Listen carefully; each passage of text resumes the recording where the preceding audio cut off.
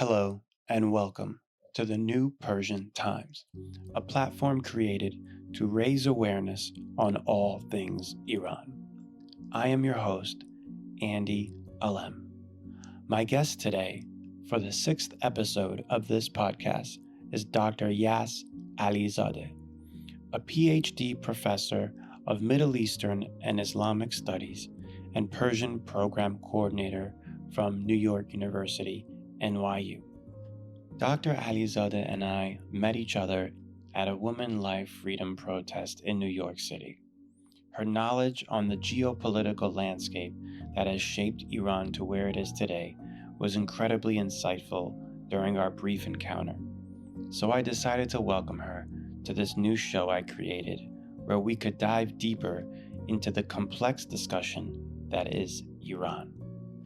In this episode, we discuss a range of topics from the 2016 US elections to the influence on Iran lobbying efforts in the United States, and much more. This conversation was recorded 11 months ago, on February 24th, 2023.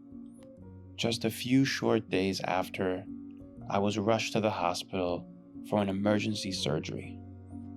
The emotional and spiritual toll was too much for my physical body to handle, for which I'm still recovering from, if I'm being honest. However, since the recording of this episode, there have been many events in Iran that I unfortunately have not been able to cover, including a recent execution by the Islamic Republic of Iran for a protester who was out on the streets expressing his right to freedom.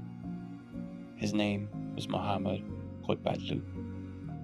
I do not claim to be a journalist or an activist, but simply a man trying to heal a severed connection between two parts of this planet. Or perhaps I'm trying to heal two parts of my soul because I am a first-generation Iranian-American, and the relations between the two countries throughout my entire life have always been at odds with each other. So I welcome you all who are open-minded and above all, open-hearted.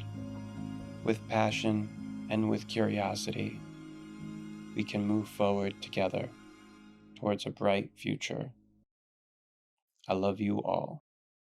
So we're going back to 2016, the Hillary Trump election. I was very much like you. I didn't vote for Trump the first time because, again, he was a wild card. At the time, because we were so conditioned to realize what presidency should be, he just seemed so unhinged. And I realized someone so unhinged should not have access to nuclear codes. Simple as that. So I voted Hillary. But it wasn't until afterwards, every day, Democratic agenda would sound the alarm as if Trump is going to destroy and end the world, right? Because there was a lot of media backlash towards Trump. I mean, every single day, every newspaper was attacking this guy, sounding the alarm. He's the worst thing to ever came out of politics. And then you realize they say the world is going to end, and it didn't. It actually got a little better. I was like, when he said some stuff, there was a lot of nonsense, but in the middle of that nonsense, he was saying some truths, some valid truths. And I was like, wow, okay. And I realized, okay, second term, I did vote for him. I was like, okay, maybe he can prevent us from World War III. That's the job of every president, getting us out of World War III. And then you were mentioning with Biden, it was sort of like the case. So was that your rationale? I wasn't really thinking of World War III, but my focus was Iran. Yeah, Not, that too, would obviously. not in good conscience vote for a president whom I knew would be supporting the Islamic regime that's ruling Iran. And he Yeah. did. So when Biden came, first week, right, executive order, went back to JCPOA. I knew that I had done the right thing not to vote for Biden. Mm. I was an independent, and then then I realized I can't do this anymore. I cannot just be this watching Democrats be so insensitive to human rights in Iran and pretend that um, or they don't and not care, not just pretending that they don't care, but they don't, they really don't care. So yeah, I voted Trump the second term. The first term, I voted Hillary Clinton. It was the first time I was voting as an As an American citizen, I took my daughter with me to the voting station, and I said, "I'm voting for Hillary Clinton." I actually cried when Trump won. Yeah, yeah, my mother did too. Wanted Hillary to win, despite the fact that Obama had done Yeah, the Green Movement in Iran, and people on the streets of Iran would chant Obama, Obama, Ba'unai, Obama, and yeah. are you with them or are you with us? And Obama decided that he was with Khamenei and the regime. And so I, him, yeah. Yeah, I think that was a real wake-up call. It really shattered the illusion that, okay, because he was the first Black president, we all had this naive hope that he was going to be, okay, our salvation, our savior. Like he might actually get us out of this the dealings with the Islamic Republic. But his actions really spoke volumes. And even now that you saw that interview where he looked back and he said that we regret not staying with the people, and yet his vice president is making the same mistake.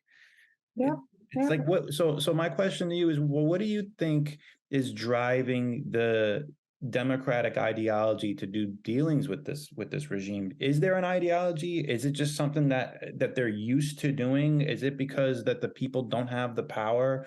Because like America is the largest arms dealer in the entire world. There's nothing stopping them from really just giving guns to the people and having them balance the power out. Because if the people had guns, they could fight back against this regime, but they don't. So my question to you is, what do you think is driving the democratic agenda towards these dealings with this Islamic Republic? That's such a good question, because that's really the $1 million question. Why are they doing this? Why do they not care about the people in Iran? And what is it that's so luring about this regime that they want to kind of send it more money and be their friend, and all these deals that they want to make? But I think in general, I've realized throughout the years that Democrats are first of all, the Democratic Party is this is not a cliche. It is run by the extreme left.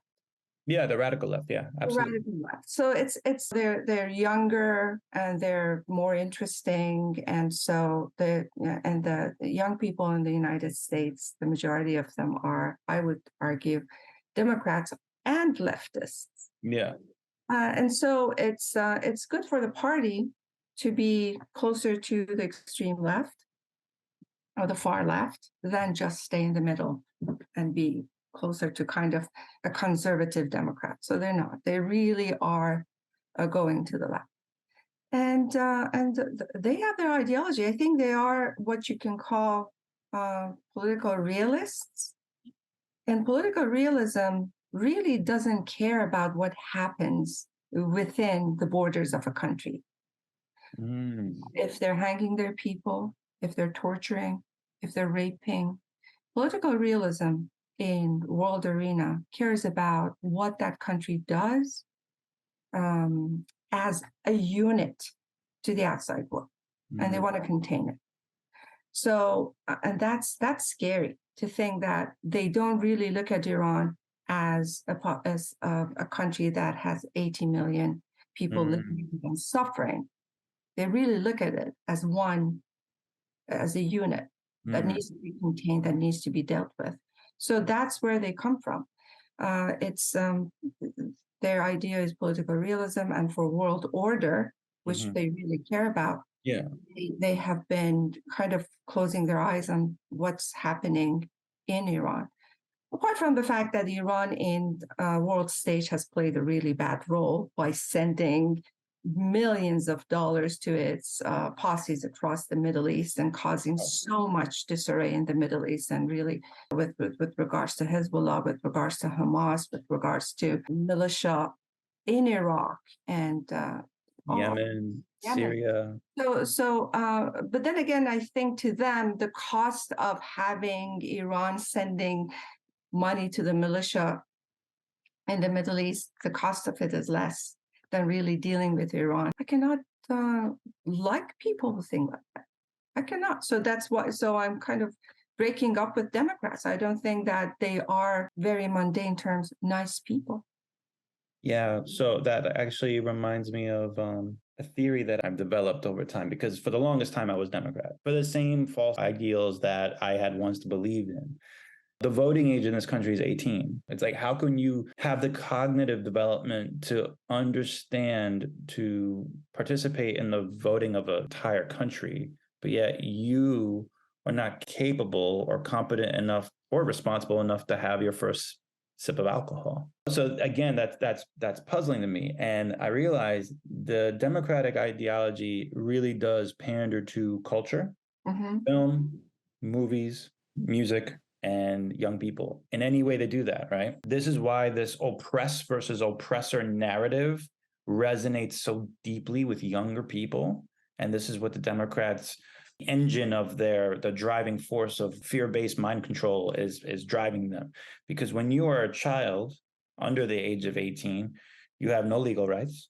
You can say that you're oppressed by your parents. You're oppressed by bullies, friends, teachers, your first manager, your girlfriend, boyfriend, whoever it is. You have no economic value as a child. Right. Right? What is the messaging of all of Western pretty much media is? It's like, you can be whatever you like. It's like all of a sudden, like, you have this dream, and then on top of that, you see these brilliant young kids coming up with great ideas that become millionaires, and they think that's normal. So like, oh, okay, there's this false sense of entitlement. So I think that's what's the driving force of the Democratic agenda. It's no surprise that they have their hand in Hollywood. Like, all of Hollywood is groupthink, identity politics.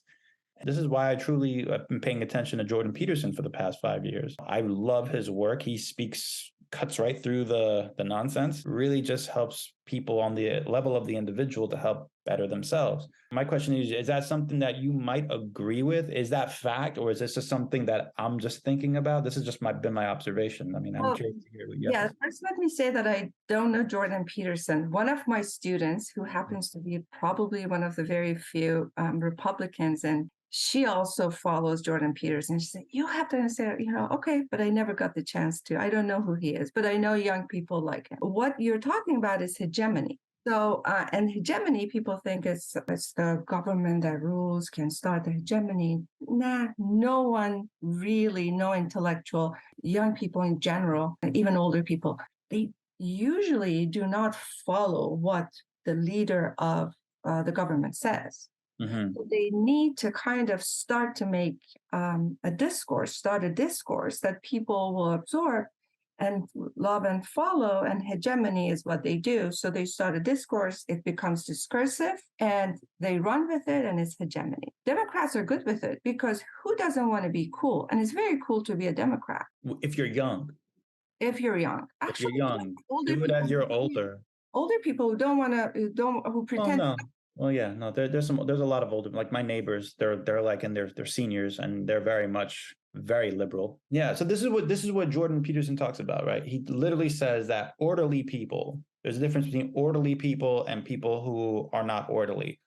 And it's just a differences in personality. Artistic people, creative people, they color outside the line, the boundaries of what normal is. It's because that's what it means to be creative. You have to be able to think outside that box. But a conservative, orderly person would be like, nope, this is the path on how to live life. I need to wake up this is the discipline. And there's no world outside of this box, which is very much the basis of our American military, right? It's like, get up, it's very orderly. There's no creativity in the military. It's just like, you follow orders. This is the way, that's it. My personal philosophy is finding a personal balance between that, the right and left. And I feel like if everybody else can do that, people will not be subjected to their biases of the subconscious messaging and marketing of a certain ideology. Because I think for myself, I call out the right just as much as I call out the left. And it's funny how that pendulum swung in the past 20 years, because I'm old enough to remember 9/11, it was the Republicans that were the warmongers, and the Democrats were the kind of saving grace of getting us out of that mess. And sure enough, Obama and Biden, now they're the Democratic ideology and the DNC, they're the ones now beating the war drum. And the Republicans are now like being the sound and voice of reason. So It's interesting how that political shifts. But another question I wanted to ask you: this left-wing ideology.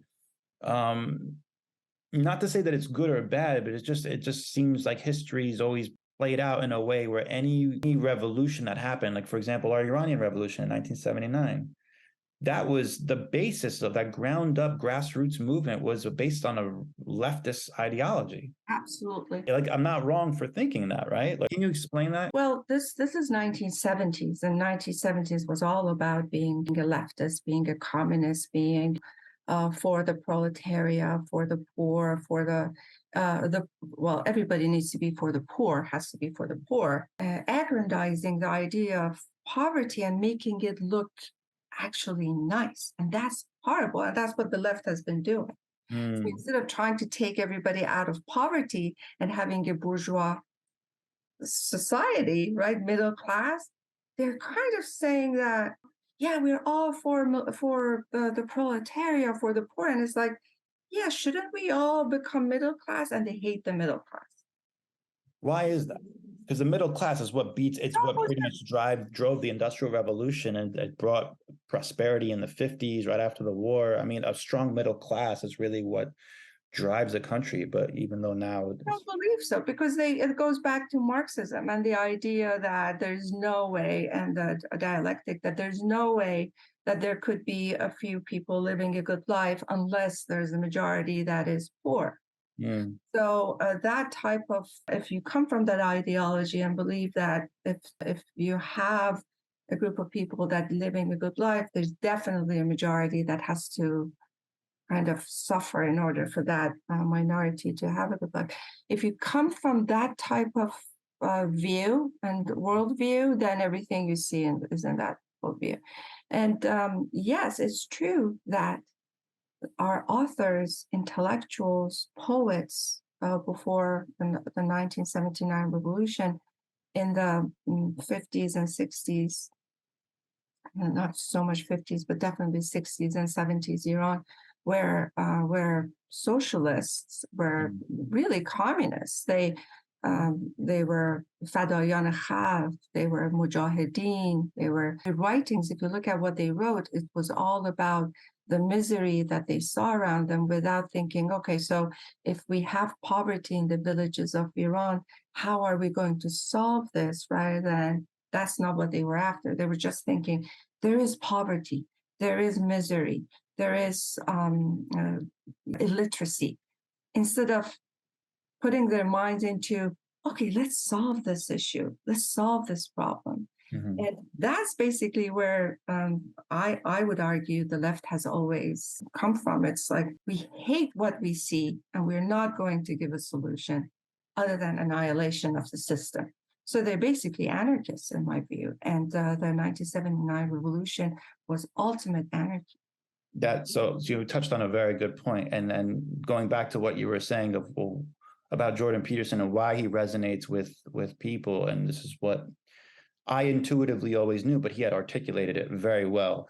Basically, he was saying that anyone who is suffering in their life, look at the rich, you look at them with the view of resentment. Like, they have something I don't. And it's that resentment, that's that driving force that drives them to dismantle the system that propagated their wealth and realize, okay, everybody should be equal. And that's something that he even admits that the left does right. It calls out the errors in the system, but their solution is the wrong one. Right. And that's what resonates with so many people when Jordan Peterson talks about that. He articulates this in such a beautiful way. And basically, the driving force isn't so much the solution to your resentment is power. At least that's the world view of the left. It's like, okay, I'm resentful of you. The only way to get even is by oppressing the oppressors, right? And it's this vicious cycle that goes on, where really that's you're just adding fuel to the fire. You're not solving anything. And there's so that's that. And so that's the answering your previous question, why do Democrats, do nothing about Iran, is exactly that, because Iran has presented itself as the only anti-imperialist regime in the Middle East. And so for the past 43 years, it was, that idea of, okay, we're going to forgive what they're doing in Iran, but hey, they are this force that is against the oppressor, and the oppressor being the United States, the bad side of the United States, or the colonialist Europe or whatnot. Yeah. So they have forgiven, they've literally forgiven. So an interesting thing that I want to mention is that one of my students in the early days of Mahsa or revolution, or the Jinnah revolution, we were talking and said, I just want to apologize. Now I know what you were talking about, because for a long time, this idea of laissez-faire, as they say in French. It's like, let it be. Oh, they make their women wear hijab even if they don't want to. Well, that's their culture. Do they do this? Well, that's the culture. Let's be respectful of that culture. That actually follows the same idea of looking at the oppressor, being the United States and anti-imperialist, and trying to make democracies around the world, in quotation marks, or trying to make the people of the Middle East civilized the way it has civilization. And that's absolutely a no-no. There's no middle ground. So we're going to let Taliban do what Taliban does to Afghans. We're going to let the Islamic Republic of Iran do what the Islamic Republic of Iran wants to do to the people of Iran. And then we call it the culture. In other words, the culture of the regimes in that part of the world is represented or misrepresented as the culture of the people. We're going to let it be because we like that they are, at the end of the day, leftists, right? Whoever stands against America in general, against American hegemony, is supposed to be leftist. Why? Because that means that those people are closer to the communist ideas of the old Soviet Union, of the old China, not the new China that is basically horrendously hyper-capitalist, but all that. So that's where we are suddenly, and it's 43 years, and suddenly the West seems to realize, oh, there is an Iran where people are suffering. Yeah, it's been 43 years. I think they know. They always knew. I always feel like they knew, they just didn't have the backbone to stand up for it. And this is one of the things that I respected about Trump, is that, like, he got attacked viciously left and right, but he stood his ground. Yeah. Hate him or love him. Yeah. The guy has a backbone.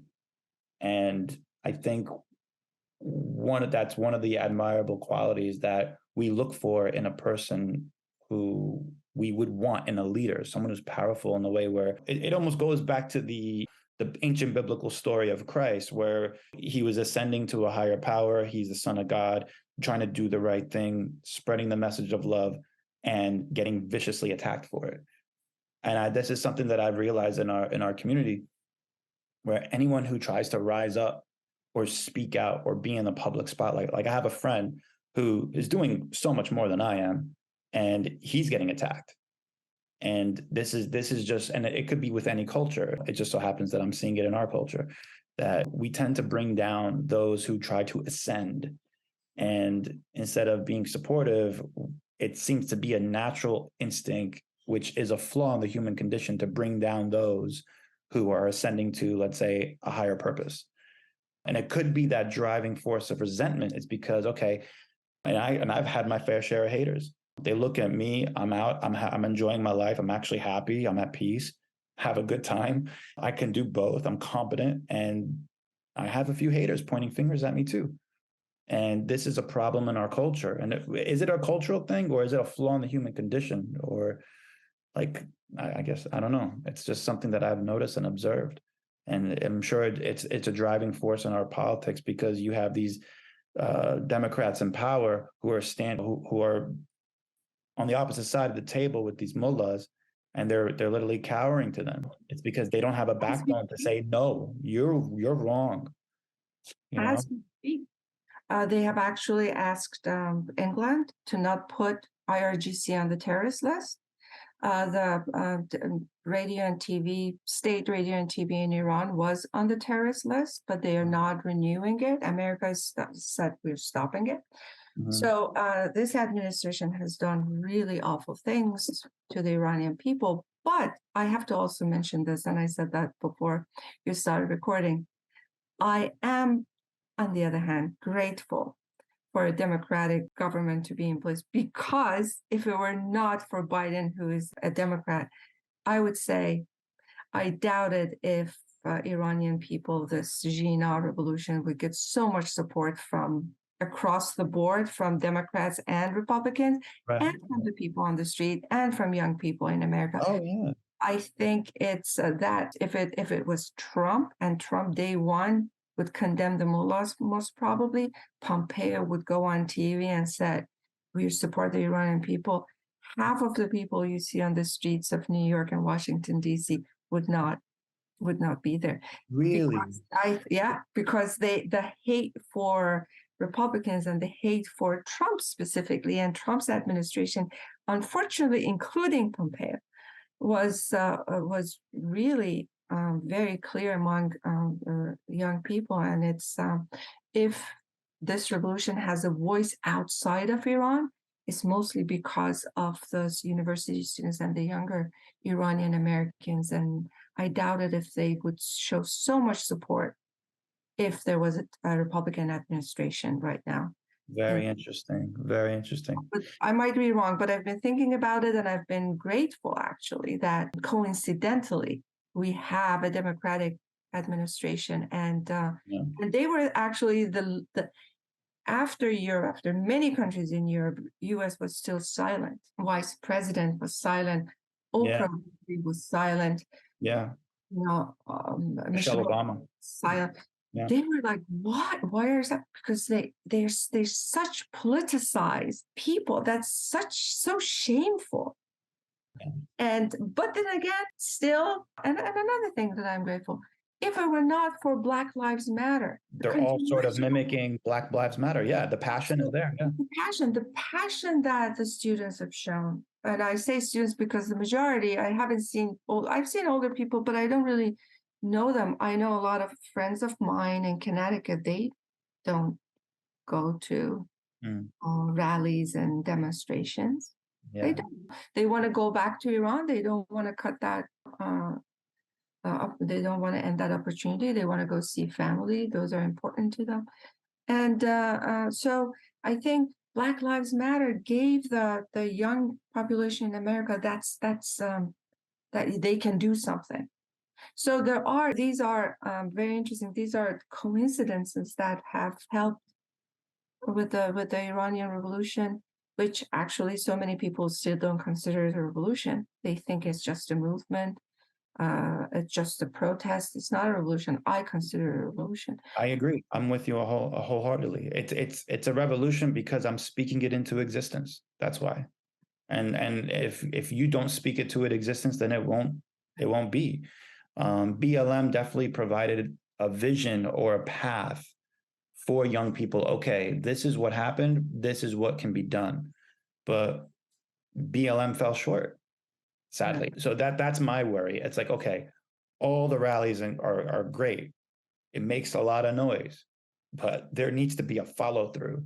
Where is the rubber hitting the road? It's good to have a movement, but that movement needs a policy. And I hate saying this because, again, this is just what I've been conditioned to hear. It's like, oh, it needs a leader.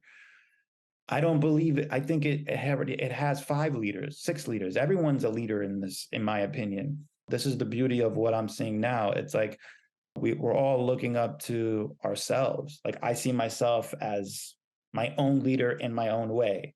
Maybe not, no, definitely not in a way in dictating policy, but with my marketing background and messaging, I'm doing my little fair share. If everybody, each individual as a collective does something, this will last. This will be something because we all have a shared vision of the future. But like you, I have friends, close friends of mine who've never been to any one of them. They don't want anything to do with this stuff. They like the drama in their personal lives, but they don't want to get mixed up with this. This is above them. This is beyond them. This is, I don't know. Do I judge them a little bit? I judge them. I do too. I do judge them, and I have actually tried to kind of minimize communicating with them. I couldn't. I couldn't because I also have family in Iran. My brother lives in Iran. We all do. We all have. My best friends are still in Iran. My childhood friend So I want to go back. Everybody wants, why are we doing this? And it's not as if we are all sacrificial heroes that we're doing it for others. Everything that we do in life, even the joy that it gives us, is already a reward. And being there on the streets,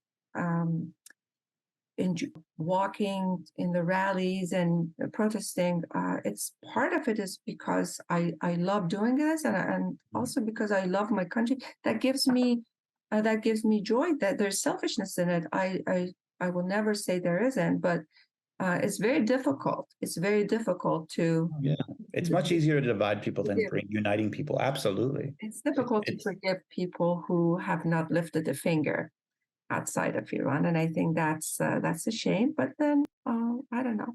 But yeah, you guys on the streets of New York City, you've done a wonderful job. The world wouldn't have heard Iran if it were not for Iranian-Americans and other young people, Iranian Germans, Iranian Swiss, Iranian French. No, it's so beautiful because I grew up with my small community of Iranian friends, which was so great. I mean, it was during my childhood. I had a great childhood thanks to that.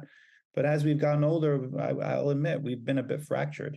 Everyone's so caught up with the bustle of their day-to-day life, and they think that's the world we want to live in. But I realized after Massa died, I don't know what it was. I just felt this, my heart just dropped, and I had this enormous empathy.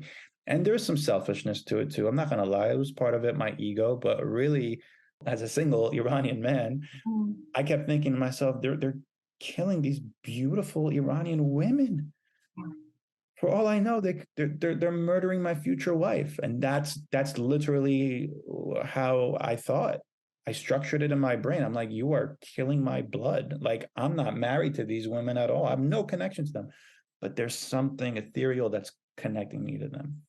At the time, one of my best friends was his wife, and his kid was in Iran visiting when Massa happened, with all this stuff happening. And my friend was and he's one of my dear friends, and he was in such stress. And I thought, I don't want to see my good friend in pain. If there's anything I can do to help echo that too. So there was a myriad of things. I realized this is also the latest iteration of the 2009 movement. 2009, when Neda died, Facebook had just opened up. I had shared that video of her bleeding out in the streets. I'll never forget this. I had a girl message me saying, can you please remove that? Iranian girl, can you please remove that video? I think it's offensive, whatever, it's not right. I'm like, honey, this is what's happening in the streets. We have to be thanking God that we have social media to expose the brutality of this nonsense. And then I cowered to her and I deleted it. And I never forgave myself. So that's why, that's another reason I created this platform, because never again am I ever going to listen to anybody that goes against how I'm feeling in my heart. This feels right, so I'm going to do it. And I don't care if I lose friends or not. I don't need friends. I really don't. So it's like, I'm good. And anything that helps, like we said before, that helps moves that needle forward, I'm happy to do it. I mean, you're doing it by teaching, by educating the youth. I mean, I'm sure that's a whole nother challenge in itself. I don't know how you do it. Well, I always tell them that what happens in our Persian class stays in Persian class. And I tell them that I'm brainwashing you. You better be aware. Yeah. But I have never been a very conventional Persian teacher. Politics has always been there with me from day one. When Navid Afkari was arrested and then he was executed, I was the keynote speaker at a conference of Middle Eastern Studies, language teaching part of it. And despite the fact that I knew everybody would probably not be very interested in bringing politics into methodology, that's what I did. If you look at what I've published, there's always politics in it, be it teaching Persian.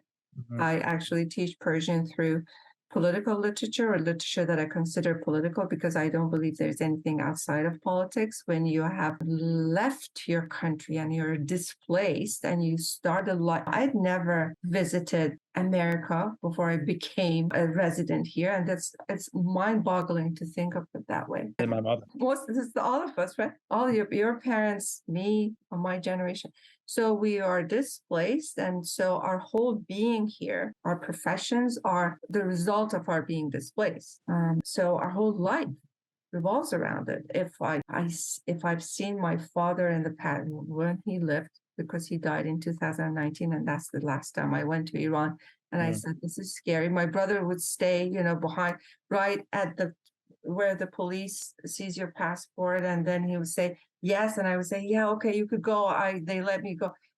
I couldn't do it anymore. And then I said, my dad lived the best ages from 30 to whatever during the Islamic Republic, and he died, and he didn't see the end of this regime. Yeah. This is awful. And so so in one of the lectures, almost always, but in that specific one, I talked about Navid Afghari and how this was at the time of Black Lives Matter movement. And I said, America seems to be very worried about social justice and equity within the borders of the United States. But when it comes to what's happening across the world in Iran, it's like, we don't care, and we need to change that. And as a teacher of Persian, try to change that. And I include that in my syllabus and my curriculum, that my students are not going to just learn about how beautiful that mosque is or how wonderful the views and scenery of Iran is, the beautiful Damavand or whatnot. They are going to learn about the people in that country, and the culture in Iran is right now the culture of Navid Afghari. 2 years after that, then we had Jinnah's revolution, and I'm grateful for the world to finally pay attention this time. They really never paid attention back then. Yeah. I mean, even if they saw, they didn't care. Yeah, which is a huge injustice, in addition to the fact that your father passing away, not seeing the end of a regime that has displaced his family. I mean, we all bear that trauma, which is an injustice in itself. I see it as like they stole our birthright. Exactly. They stole my birthright. It shouldn't matter if anyone tries to shame you in a way, oh, you're doing this for ego. So what? Yeah. No, because that's the truth. That's the truth. You're a person, you're a human being. You have every right to. I actually called it a cultural genocide too. And that's before they actually committed genocide. This time they committed genocide. They killed all the beautiful people in it.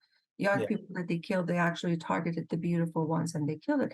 But I called it cultural genocide before. I said, if I'm speaking English to my children here, Persian culture, unless I can take them to Iran, it has turned into a love of Ghorm Sabzi and Ghair. That's cultural genocide. Yeah.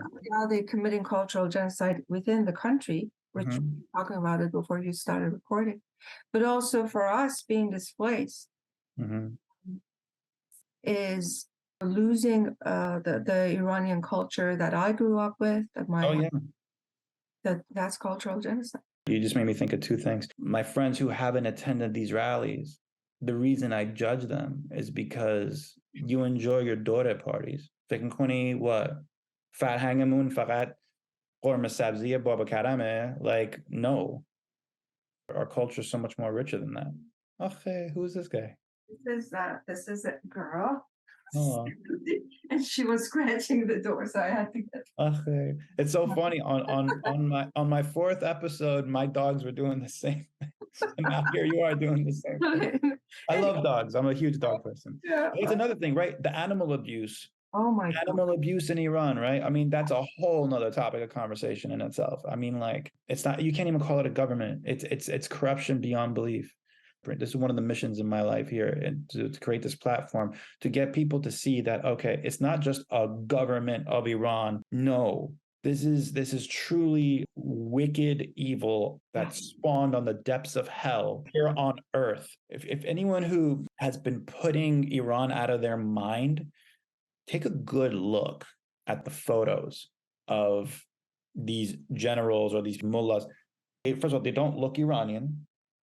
They don't have their facial features, everything. They're hideous. They are the most disgusting people on the planet. and they look like demons who've been spawned out of the depths of hell. I mean, unbelievable. You mentioned something, a cultural genocide. It made me think, okay, is another driving force of this regime to, let's say, attack Zahedan and Sarandaj? Do you think, and this is my belief, that this is an ethnic cleansing of their version of Iranian culture is that's subordinate to Arab culture? Is that even a possibility? So they have done ethnic cleansing from day one. When they came to power, they started to attack Kurds, and the Baluchis have the same, that this is a Shiite regime. Right, right. This is a Shiite regime with a very Shiite philosophy, and of course, at the end of the day, it's an Islamist regime. So when it's necessary, they're going to befriend Sunnis, and because they want to be this superpower of Islamism. But the Kurds and the Baluchis are Sunnis. They don't feel the affiliation that is necessary with them, and on top of that, this is not a regime that cares about Iranianness anyways. So Iran as a nation, from day one when Khomeini came, said that we don't like the word millat. Millat means what? Millat, nation. Means a country. Nation, a country, a population. What we care about is ummat. Ummat is an Islamic term meaning the whole Muslim population. So borders, when it comes to the borders of Iran, they don't really, well, this is the world order, so you have to have borders. But that's why they have Quds force in Syria, and they support Hezbollah, and they all over the world, wherever there is insurgencies, Islamic insurgencies, there is the regime's money. The different ethnicities in Iran, from the Kurds, Turks, Baluchis, they don't care about Iranians in general. They care about Islam and exporting it. So if that's the case, why do they live in Iran? Why don't they move to Saudi Arabia, which was the birthplace of Islam? I don't think that they don't want to ever kind of capture the country as a part. They have such influence in Iran. They're at war with each other, right? They have these proxy wars between Saudi Iran Arabia. And Saudi Arabia.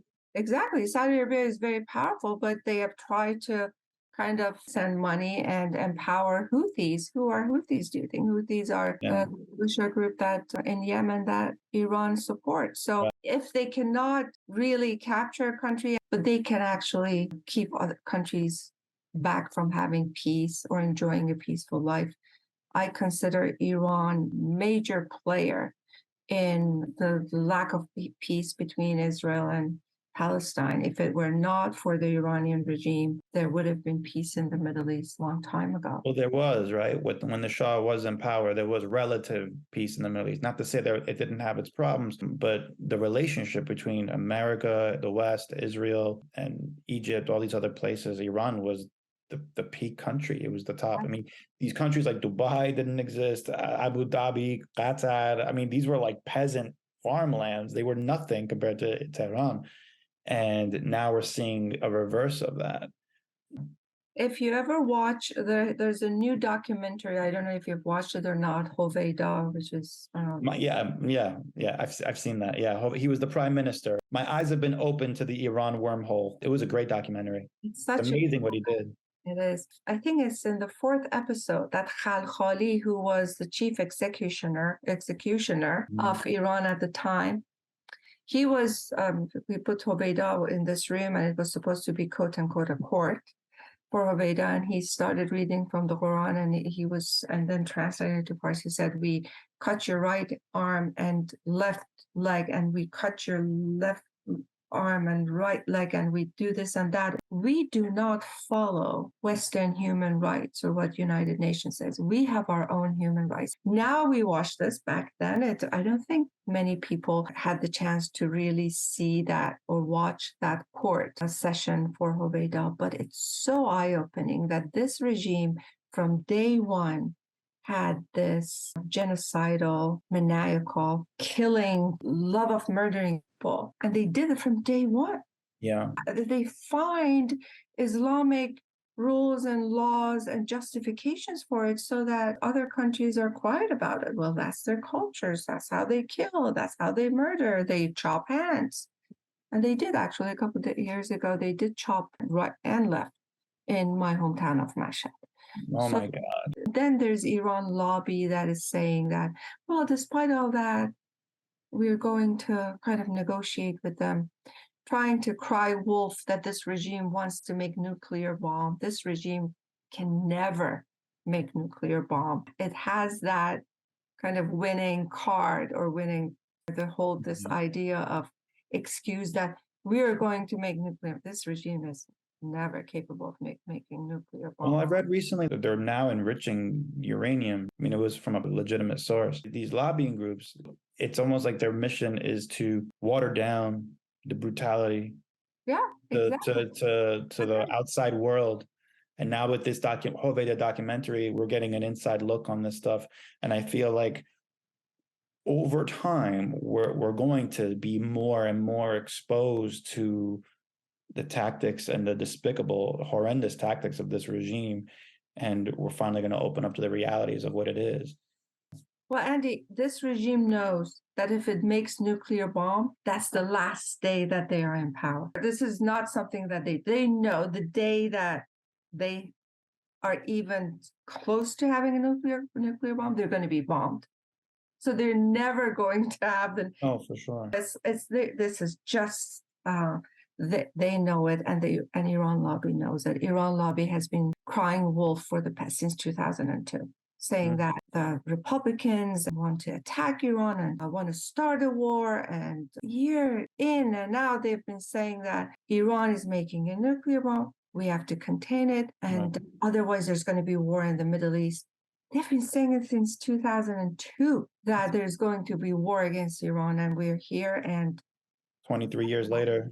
Nothing. Yeah. And it's funny, they call themselves a lobby. And in their promotional videos, who is there other than Javad Zarif shaking hands with American officials? What kind of lobby for Iranian people uses the Ribbentrop of Iran, who was Hitler's foreign minister? Zarif is really the foreign minister that we think is very similar to Hitler's foreign minister. Who uses him in a promotional video that is supposed to be supporting Iranian people? I mean, no, I don't think Iran will ever make a nuclear bomb. They know this is the end of them if they do. And not by Iran, I mean the Iranian regime. Right. But it has been such a great excuse for many years to keep the West shut up about the atrocities that they're committing in Iran. Iran lobbying group, you think it's really to antagonize not just the West, but they cozy up with obviously with the left-wing Democrats. Yeah. And then they attack the right-wing conservatives. Is it because the Democrats are more naive enough to believe that they're more manipulatable? Why go that way as opposed to cozying up with Republicans and vilifying Democrats? Well, I have to tell you this. The heads of most Iran lobby groups come from a Republican background. When they introduce themselves, they've been students of Fukuyama, who was famously a neocon.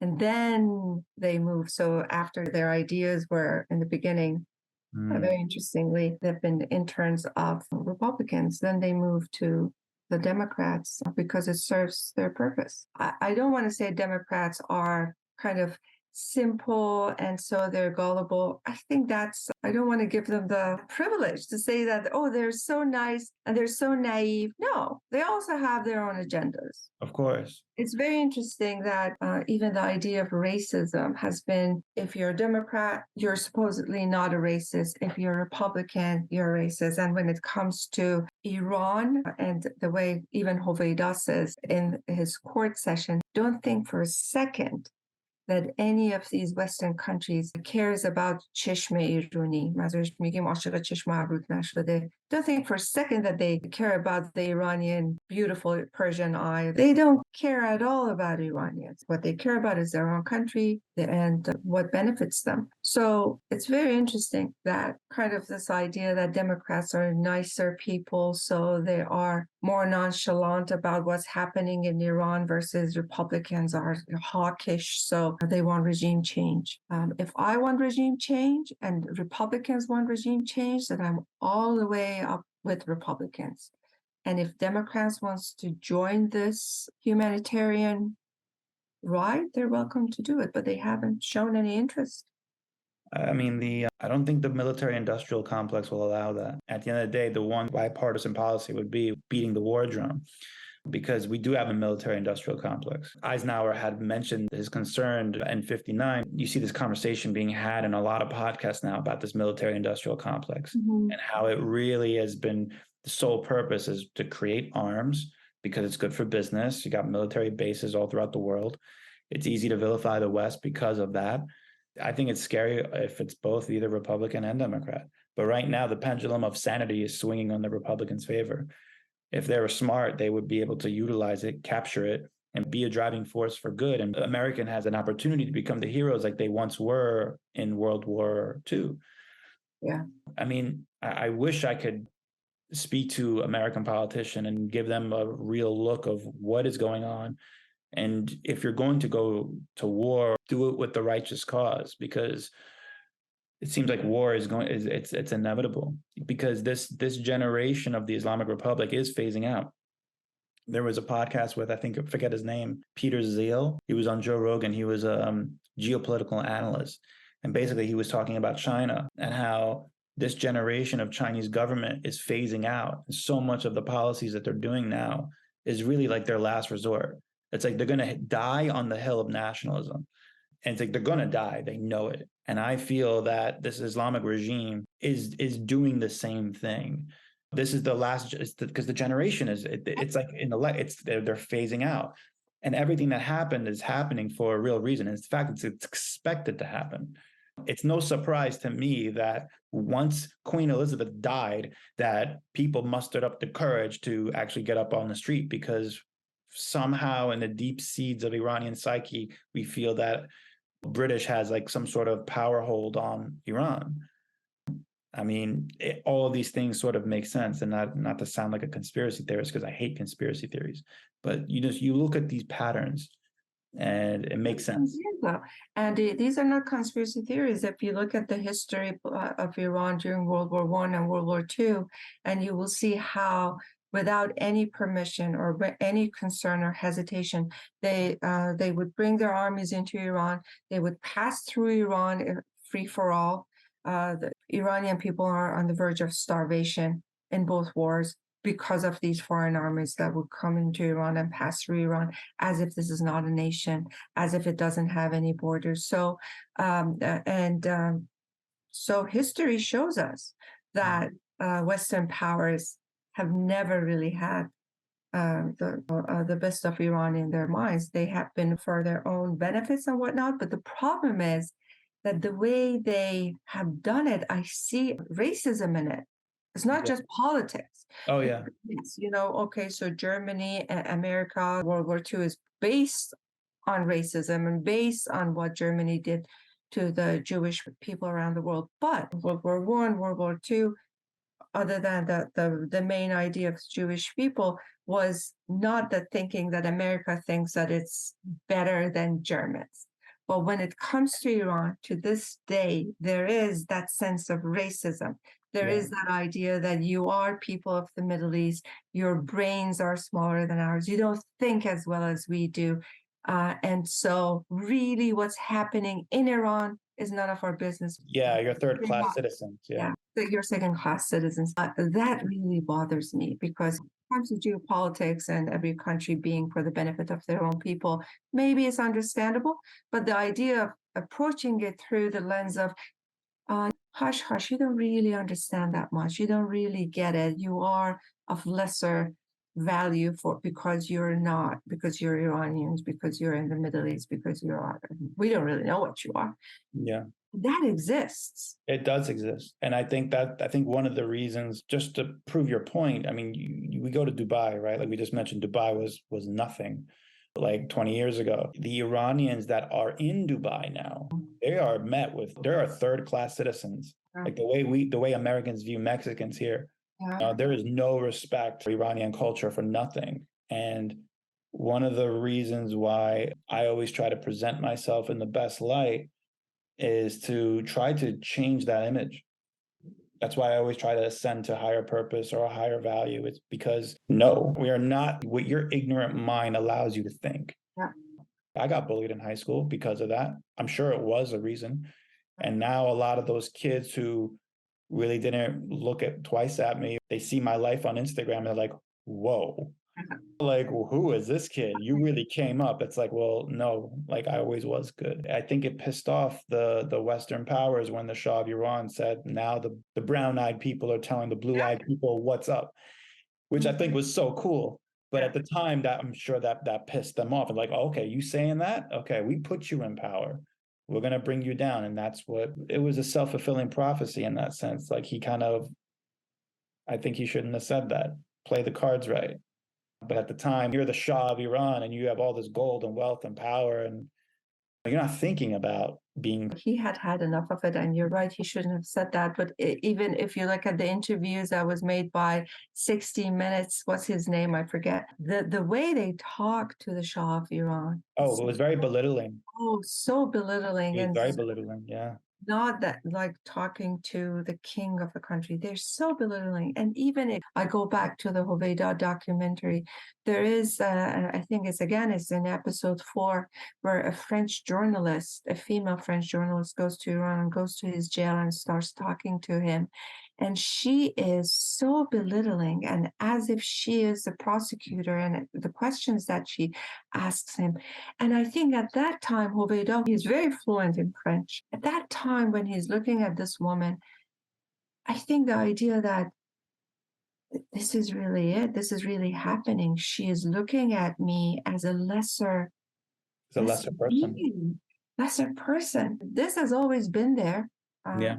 And of course, 43 years of tyranny and Islamism really not only didn't help, but took us to the bottom of the.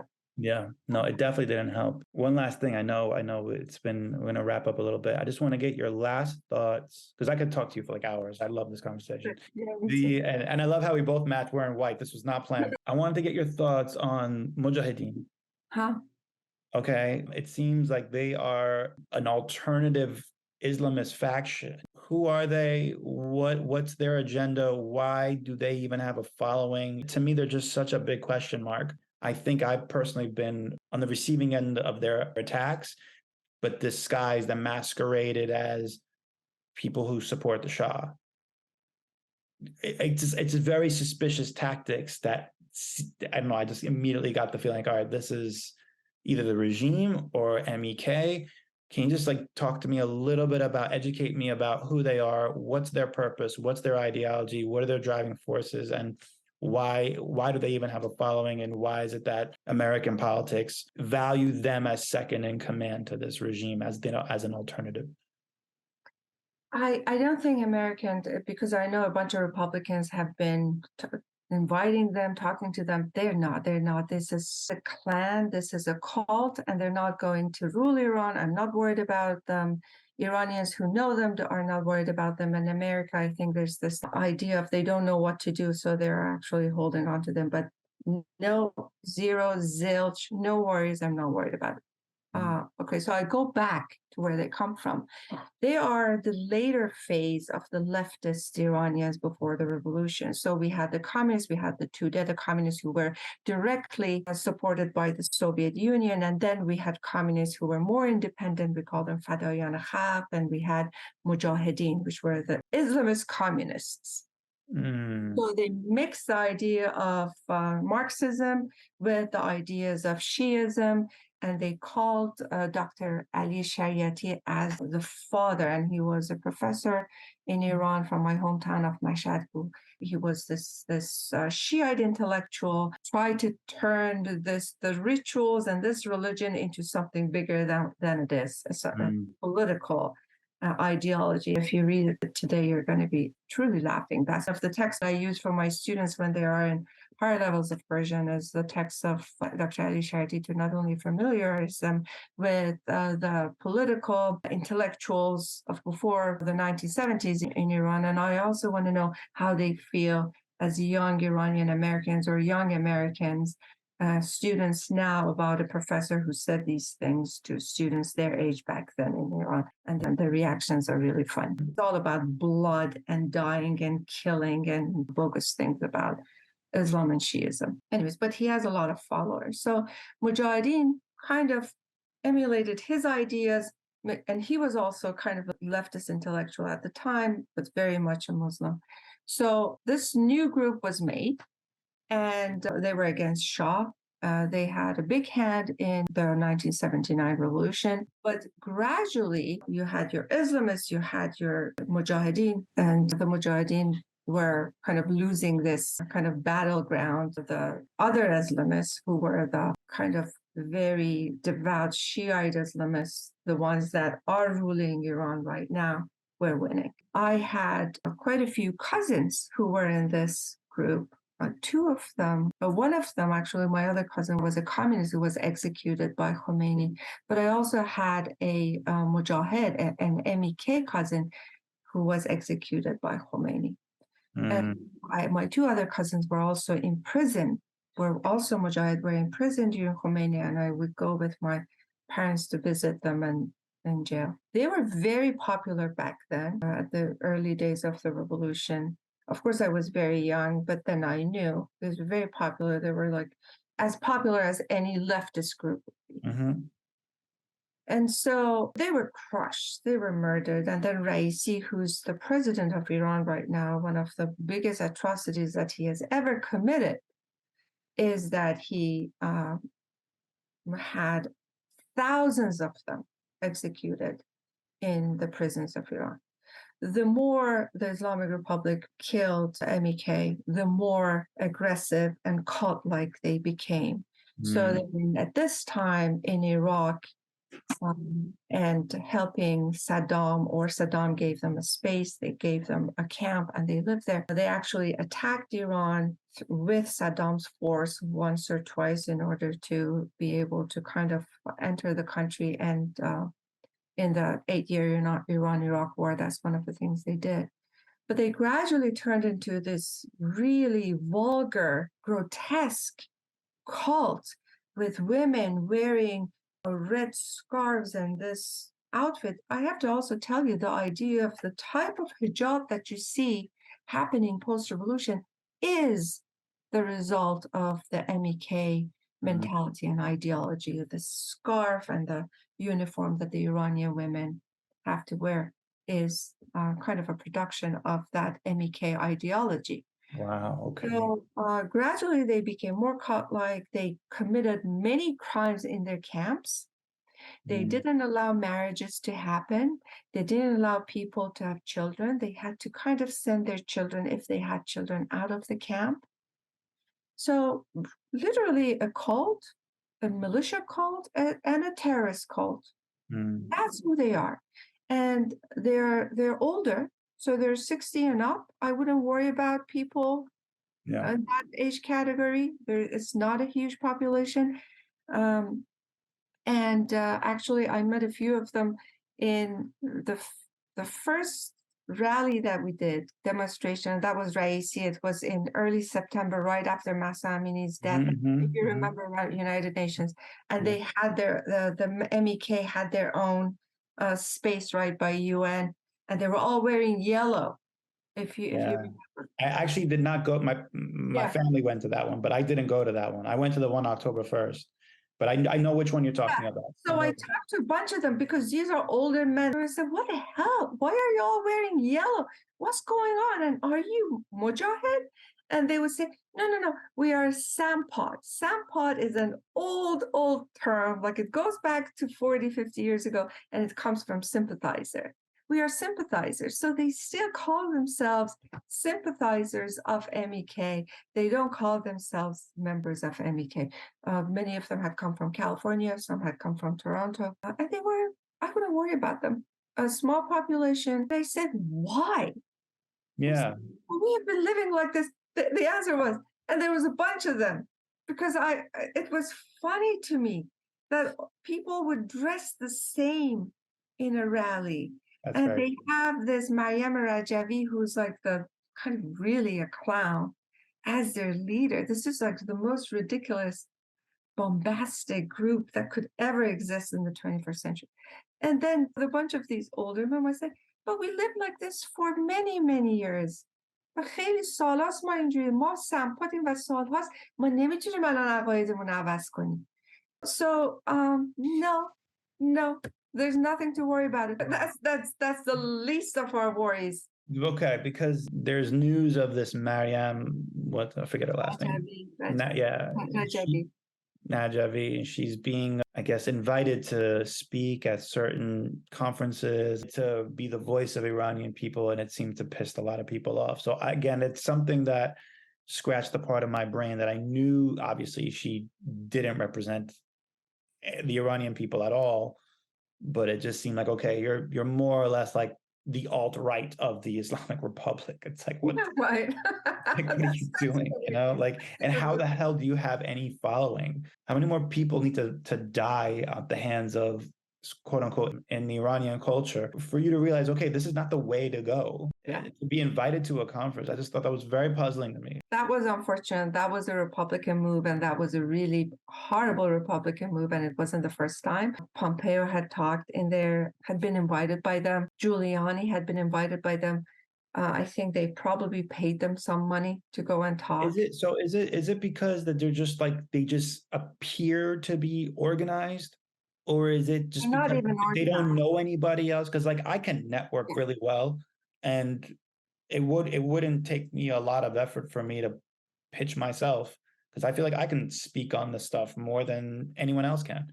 Well, not compared to you, but what I mean, like. Well, actually, you should. We all should. We should actually start communicating with each other more and making really a community of activists, which we don't have. Nufti is right now working. I don't know if you're familiar with Nufti. Oh, yeah. I've heard of them, yeah. They have a beautiful art gallery in DC. Beautiful. Yeah.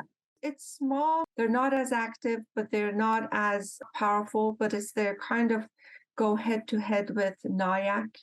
They're that's what they are. But we don't really have that many other groups that are organized like MEK. I don't call them organized, but because they were the target of the Islamic Republic in the past 43 years. They seem like the opposition group. The opposition, the alternative, because they were the target. And the Islamic Republic is very good at targeting them, because they know the more they target them, they look like the alternative. They look like the opposition group. All right, that makes a lot of sense. So basically, in order for us to become a valid opposition group in the eyes of American politics, is to really be a target.